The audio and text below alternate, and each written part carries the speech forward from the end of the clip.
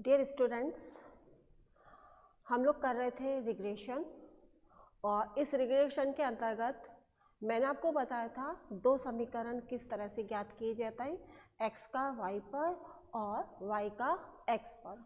आज हम लेंगे, यदि मान लीजिए हमें r नहीं दिया हुआ हो, कॉरिलेशन नहीं दिया हुआ हो, तो हम किस तरह से r ज्ञात करेंगे और r ज्ञात करने के बाद में फिर हम किस तरह से दोनों समीकरण ज्ञात करेंगे और उसके बाद हम दोनों के बीच में रिलेशन ज्ञात करेंगे। अब यहाँ पे देखिए, दो दिए हुए हैं subject, statistics and economics. Statistic को माना हमने x, इकोनॉमिक्स को माना है y। दोनों के माध्य दिए हुए हैं, x bar is equal to 40, y bar is equal to 48, standard deviation of x is equal to 12 और standard deviation of y is equal to 16। इसके साथ ही अब हमें r नहीं दिया हुआ है, टोटल नंबर ऑफ आइटम्स दिए हुए हैं हमारे पास में n इज इक्वल टू 450 तथा दोनों ही विचलनों के माध्यों का जोड़ दिया हुआ है 42,075, 42075।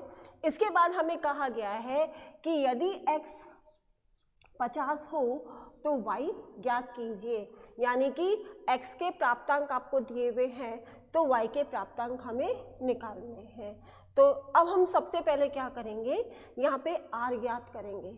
r का फॉर्मूला है r is equal to summation dx dy upon n sigma x sigma y।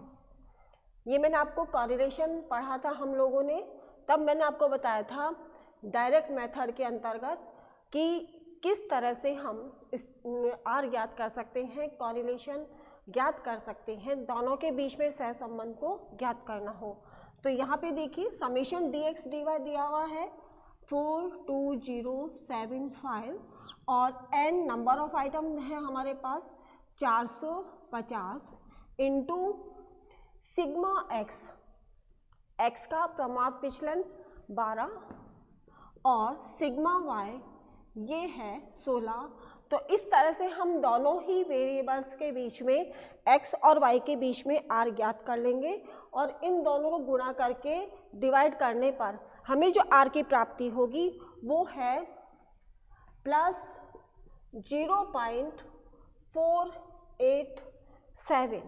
आप लोग कैलकुलेटर से कर लीजिएगा।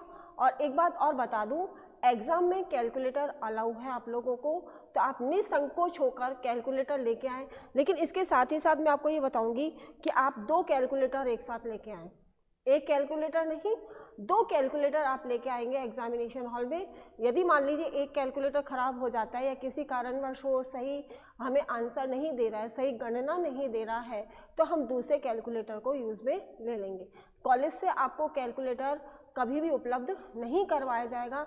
इसके साथ ही साथ एग्ज़ाम में आपको ग्राफ पेपर आपको दिया जाएगा और लॉग बुक भी आपको दी जाएगी।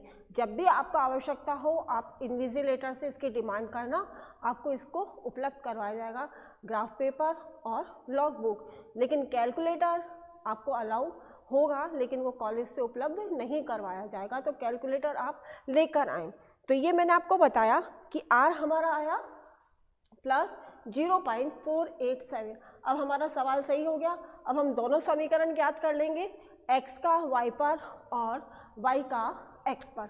तो सबसे पहले हम निकालते हैं x का y पर प्रतिगमन समीकरण। x का y पर प्रतिगमन x minus x bar is equal to r sigma x upon sigma y, y minus y bar. x minus x bar दिया हुआ है 40 इज इक्वल टू r है हमारा 0.487, sigma x 12, sigma y 16, y minus y bar है 48। x minus 40 is equal to 0.487। अब इसको काटा, 4 × 12, 4 × 16, 3/4, 3/4 का मतलब हो जाएगा 0.75 y माइनस 48।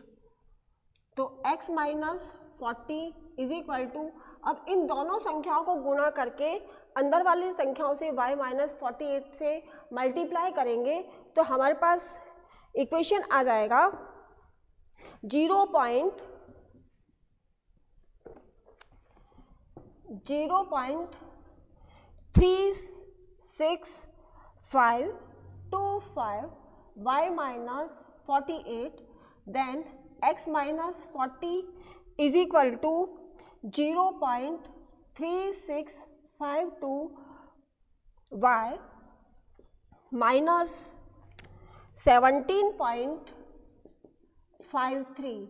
48 को इससे मल्टीप्लाई किया तो 17.53 आया। अब हम गधे गधे एक तरफ और घोड़े घोड़े एक तरफ कर लेंगे तो हमारा इक्वेशन बन जाएगा x is equal to 0.3652 y minus 17.53। अब ये माइनस के 40 इधर जाएंगे तो प्लस के हो जाएंगे, plus 40, then x is equal to 0.3652 y। अब यहाँ पे संख्या बचेगी प्लस की, क्योंकि 40 हमारा इस संख्या से 17.53 से ज़्यादा है। जो संख्या ज़्यादा होती है निशान उसी का लगता है। यदि माइनस की संख्या ज़्यादा होती तो माइनस का निशान लगता। तो यहाँ पे बच जाएंगे प्लस 22.468। ये हो गया हमारे इक्वेशन नंबर 1। इक्वेशन नंबर 1 हमने प्राप्त कर लिया है। x is equal to 0.3652 y plus 22.468। अब इसी तरह से हम y का x पर प्रतिगमन निकाल लेंगे। y का x पर प्रतिगमन y minus y bar is equal to r sigma y upon sigma x, x minus x bar, y minus y bar है 48 minus sigma y, sorry r is equal to 0.487, sigma y 16, sigma x 12, x minus x bar है 40। तो y minus 48 is equal to 0.487 और यहाँ पे आ जाएगा 4 चौक 16 और 4 ती 12, 4/3 into 1.33x minus 40। अब इसको मल्टीप्लाई करेंगे, y minus 48 is equal to, ये आएगा 0.6493 x minus 40, y minus 48 is equal to 0. अब इस संख्या को हम अंदर वाली संख्याओं से गुणा कर देंगे तो 6493x, अब 40 को इससे मल्टीप्लाई करेंगे तो ये आएगा माइनस के 25 माइनस 973। तो y is equal to 0.6493x minus 25.973 और ये 48 इधर जाएंगे तो प्लस के हो जाएंगे, plus 48, then y is equal to 0.6493x और यहाँ पे संख्या बचेगी प्लस की और प्लस की संख्या बचेगी 22.027। तो ये हो गया हमारे इक्वेशन नंबर 2। यदि आपसे एग्जाम में कहा जाता है कि 2 समीकरण ज्ञात करिए तो यहाँ तक आके आपके दोनों समीकरण 1 और समीकरण नंबर 2 x और y के हमने ज्ञात कर दिए। यहीं तक आपका सवाल सॉल्व हो जाता है, खत्म हो जाता है। और लेकिन आपसे कहा गया है कि यदि x का वैल्यू 50 हो तो y का वैल्यू ज्ञात करिए। तो यहाँ पे हम समीकरण ले लेंगे x वाला, x का y पर समीकरण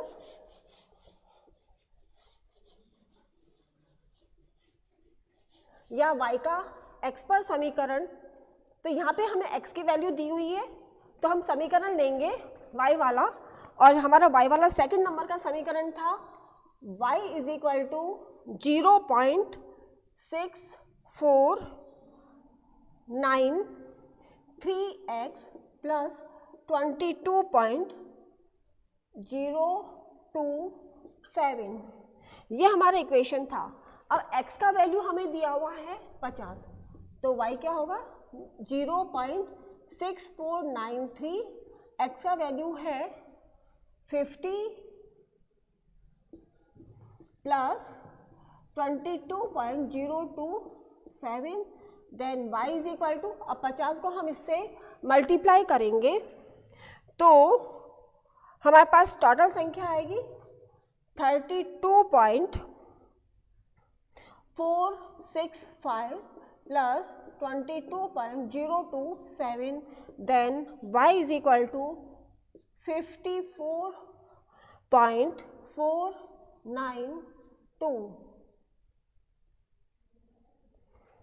तो ये देखिए हमने y निकाल दिया है कि जब हमारा x स्टैटिस्टिक्स का प्राप्तांक 50 है तो इकोनॉमिक्स में प्राप्तांक हो गए 54.9492। तो इस तरह से हम एक के द्वारा दूसरे को ज्ञात कर सकते हैं।